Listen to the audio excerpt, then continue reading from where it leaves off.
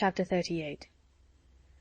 Mrs. Jennings was very warm in her praise of Edward's conduct, but only Eleanor and Mary Ann understood its true merit. They only knew how little he had had to tempt him to be disobedient, and how small was the consolation, beyond the consciousness of doing right, that could remain to him in the loss of friends and fortune. Eleanor gloried in his integrity, and Mary Ann forgave him all his offences in compassion for his punishment. But though confidence between them was, by this public discovery, restored to its proper state, it was not a subject on which either of them were fond of dwelling when alone. Eleanor avoided it upon principle, as tending to fix still more upon her thoughts, by the too warm, too positive assurances of Mary Ann, that belief of Edward's continued affection for herself which she rather wished to do away. And Mary Ann's courage soon failed her in trying to converse upon a topic which always left her more dissatisfied with herself than ever, by the comparison it necessarily produced between Eleanor's conduct and her own. She felt all the force of that comparison, but not as her sister had hoped, to urge her to exertion now. She felt it with all the pain of continual self-reproach, regretted most bitterly that she had never exerted herself before, but it brought only the torture of penitence, without the hope of amendment. Her mind was so much weakened that she still fancied present exertion impossible, and therefore it only dispirited her more. Nothing new was heard by them for a day or two afterwards, of affairs in Harley Street or Bartlett's Buildings. But though so much of the matter was known to them already, that Mrs. Jennings might have had enough to do in spreading that knowledge farther, without seeking after more, she had resolved from the first to pay a visit of comfort and inquiry to her cousins as soon as she could, and nothing but the hindrance of more visitors than usual had prevented her from going to them within that time. The third day succeeding their knowledge of the particulars was so fine, so beautiful a Sunday, as to draw many to Kensington Gardens, though it was only the second week in March. Mrs. Jennings and Eleanor were of the number, but Mary Ann, who knew that the Willoughbys were again in town, and had a constant dread of meeting them, chose rather to stay at home than venture into so public a place.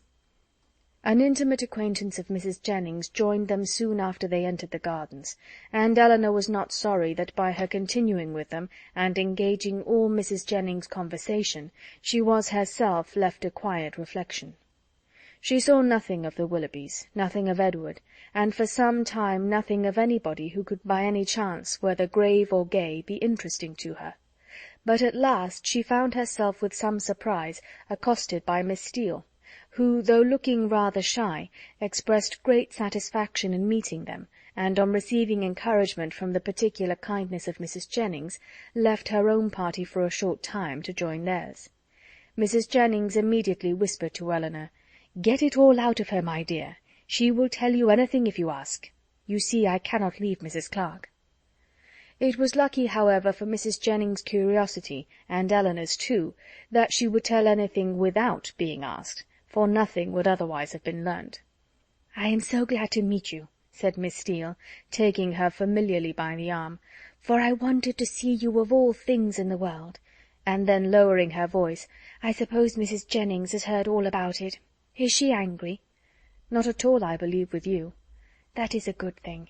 And Lady Middleton, is she angry?" "I cannot suppose it possible that she should." "I am monstrous glad of it. Good gracious, I have had such a time of it. I never saw Lucy in such a rage in my life.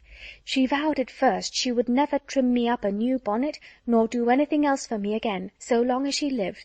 But now she is quite come to, and we are as good friends as ever. Look, she made me this bow to my hat, and put in the feather last night.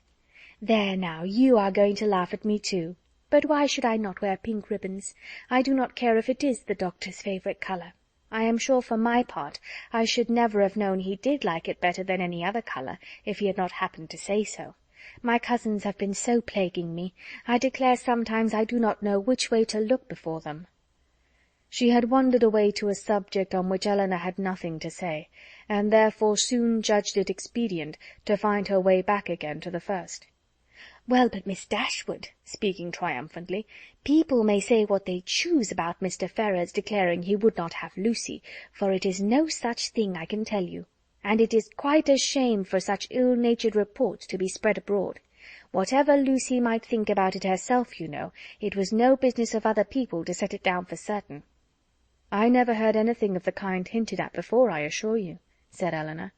"Oh, did not you? But it was said, I know very well, and by more than one, for Miss Godby told Miss Sparks that nobody in their senses could expect Mr. Ferrars to give up a woman like Miss Morton, with £30,000 to her fortune, for Lucy Steele that had nothing at all. And I had it from Miss Sparks myself. And besides that, my cousin Richard said himself that when it came to the point he was afraid Mr. Ferrars would be off, and when Edward did not come near us for 3 days, I could not tell what to think myself, and I believe in my heart Lucy gave it all up for lost. For we came away from your brother's Wednesday, and we saw nothing of him not all Thursday, Friday, and Saturday, and did not know what was become of him. Once Lucy thought to write to him, but then her spirits rose against that. However, this morning he came just as we came home from church, and then it all came out, how he had been sent for Wednesday to Harley Street, and been talked to by his mother and all of them, and how he had declared before them all that he loved nobody but Lucy, and nobody but Lucy would he have. And how he had been so worried by what passed, that as soon as he had went away from his mother's house, he had got upon his horse and ridden to the country, somewhere or other, and how he had stayed about at an inn all Thursday and Friday, on purpose to get the better of it.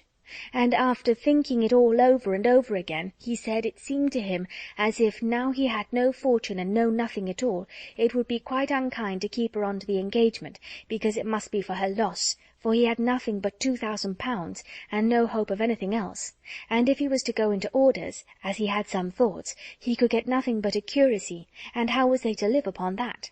He could not bear to think of her doing no better, and so he begged, if she had the least mind for it, to put an end to the matter directly, and leave him shift for himself. I heard him say all this as plain as could possibly be, and it was entirely for her sake, and upon her account, that he said a word about being off, and not upon his own. I will take my oath he never dropped a syllable of being tired of her, or of wishing to marry Miss Morton, or anything like that. But to be sure, Lucy would not give ear to such kind of talking, so she told him directly, with a great deal about sweet and love, you know, and all that. Oh, la! One can't repeat such kind of things, you know. She told him directly she had not the least mind in the world to be off, for she could live with him upon a trifle, and how little soever he might have, she would be very glad to have it all, you know, or something of the kind. So then he was monstrous happy, and talked on some time about what they should do, and they agreed he should take orders directly, and they must wait to be married till he got a living. And just then I could not hear any more, for my cousin called from below to tell me Mrs. Richardson was come in her coach, and would take one of us to Kensington Gardens, so I was forced to go into the room and interrupt them, to ask Lucy if she would like to go, but she did not care to leave Edward, so I just run upstairs and put on a pair of silk stockings and come off with the Richardsons." "I do not understand what you mean by interrupting them," said Elinor. "You were all in the same room together, were not you?" "No, indeed, not us. La, Miss Dashwood, do you think people make love when anybody else is by? Oh, for shame! To be sure, you must know better than that," laughing affectedly. "No, no. They were shut up in the drawing-room together, and all I heard was only by listening at the door." "How?" cried Elinor. "Have you been repeating to me what you only learnt yourself by listening at the door? I am sorry I did not know it before, for I certainly would not have suffered you to give me particulars of a conversation which you ought not to have known yourself. How could you behave so unfairly by your sister?" "Oh, la, there is nothing in that. I only stood at the door and heard what I could, and I am sure Lucy would have done just the same by me, for a year or two back, when Martha Sharp and I had so many secrets together, she never made any bones of hiding in a closet or behind a chimney-board on purpose to hear what we said." Elinor tried to talk of something else, but Miss Steele could not be kept beyond a couple of minutes from what was uppermost in her mind. "Edward talks of going to Oxford soon," said she, "but now he is lodging at No. Pall Mall. What an ill-natured woman his mother is, ain't she? And your brother and sister were not very kind. However, I shan't say anything against them to you, and to be sure they did send us home in their own chariot, which was more than I looked for. And for my part, I was all in a fright for fear your sister should ask us for the huswives she gave us a day or two before, but however nothing was said about them, and I took care to keep mine out of sight. Edward have got some business at Oxford, he says, so we must go there for a time, and after that, as soon as he can light upon a bishop, he will be ordained. I wonder what curacy he will get. Good gracious!" giggling as she spoke, "I'd lay my life to know what my cousins will say when they hear of it. They will tell me I should write to the doctor to get Edward the curacy of his new living. I know they will, but I am sure I would not do such a thing for all the world. La, I shall say directly, I wonder how you could think of such a thing. I write to the doctor, indeed." "Well," said Eleanor, "it is a comfort to be prepared against the worst. You have got your answer ready." Miss Steele was going to reply on the same subject, but the approach of her own party made another more necessary. "Oh, la, here come the Richardsons. I had a vast deal more to say to you, but I must not stay away from them not any longer. I assure you they are very genteel people. He makes a monstrous deal of money, and they keep their own coach. I have not time to speak to Mrs. Jennings about it myself, but pray tell her I am quite happy to hear she is not in anger against us, and Lady Middleton the same. And if anything should happen to take you and your sister away, and Mrs. Jennings should want company, I am sure we should be very glad to come and stay with her for as long a time as she likes. I suppose Lady Middleton won't ask us any more this bout. Good-bye. I am sorry Miss Mary Ann was not here. Remember me kindly to her. La, if you have not got your spotted muslin on, I wonder you was not afraid of its being torn." Such was her parting concern. For after this she had time only to pay her farewell compliments to Mrs. Jennings before her company was claimed by Mrs. Richardson, and Eleanor was left in possession of knowledge which might feed her powers of reflection some time, though she had learnt very little more than what had been already foreseen and foreplanned in her own mind. Edward's marriage with Lucy was as firmly determined on, and the time of its taking place remained as absolutely uncertain as she had concluded it would be. Everything depended, exactly after her expectation, on his getting that preferment, of which at present there seemed not the smallest chance. As soon as they returned to the carriage, Mrs. Jennings was eager for information, but as Eleanor wished to spread as little as possible intelligence that had in the first place been so unfairly obtained, she confined herself to the brief repetition of such simple particulars as she felt assured that Lucy, for the sake of her own consequence, would choose to have known. The continuance of their engagement, and the means that were able to be taken for promoting its end, was all her communication, and this produced from Mrs. Jennings the following natural remark: "Wait for his having a living! Aye, we all know how that will end. They will wait a 12-month, and finding no good comes of it, will set down upon a curacy of £50 a year, with the interest of his £2,000, and what little matter Mr. Steele and Mr. Pratt can give her. Then they will have a child every year, and Lord help 'em, how poor they will be! I must see what I can give them towards furnishing their house. 2 maids and 2 men indeed, as I talked of t'other day.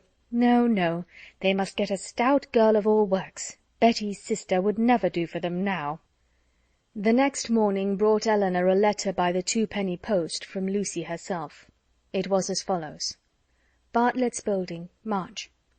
I hope my dear Miss Dashwood will excuse the liberty I take of writing to her, but I know your friendship for me will make you pleased to hear such a good account of myself and my dear Edward, after all the troubles we have went through lately, therefore will make no apologies, but proceed to say that, thank God, though we have suffered dreadfully, we are both quite well now, and as happy as we must always be in one another's love. We have had great trials and great persecutions, but, however, at the same time, gratefully acknowledge many friends, yourself not the least among them, whose great kindness I shall always thankfully remember, as will Edward too, who I have told of it. I am sure you will be glad to hear, as likewise dear Mrs. Jennings, I spent 2 happy hours with him yesterday afternoon. He would not hear of our parting, though earnestly did I, as I thought my duty required, urge him to it for prudence sake, and would have parted forever on the spot, would he consent to it. But he said it should never be. He did not regard his mother's anger, while he could have my affections. Our prospects are not very bright, to be sure, but we must wait and hope for the best. He will be ordained shortly, and should it ever be in your power to recommend him to anybody that has a living to bestow, am very sure you will not forget us, And dear Mrs. Jennings, too, trusts she will speak a good word for us to Sir John, or Mr. Palmer, or any friend that may be able to assist us. Poor Anne was much to blame for what she did, but she did it for the best, so I say nothing. Hope Mrs. Jennings won't think it too much trouble to give us a call, should she come this way any morning. 'Twould be a great kindness, and my cousins would be proud to know her. My paper reminds me to conclude, and begging to be most gratefully and respectfully remembered to her and to Sir John and Lady Middleton and the dear children when you chance to see them, and love to Miss Marianne. I am, etc. As soon as Elinor had finished it, she performed what she concluded to be its writer's real design, by placing it in the hands of Mrs. Jennings, who read it aloud with many comments of satisfaction and praise. "Very well indeed. How prettily she writes! Aye, that was quite proper to let him be off if he would. That was just like Lucy. Poor soul! I wish I could get him a living, with all my heart. She calls me dear Mrs. Jennings, you see. She is a good-hearted girl as ever lived. Very well, upon my word. That sentence is very prettily turned. Yes, yes, I will go and see her, sure enough. How attentive she is to think of everybody. Thank you, my dear, for showing it me. It is as pretty a letter as ever I saw, and does Lucy's head and heart great credit." End of Chapter 38.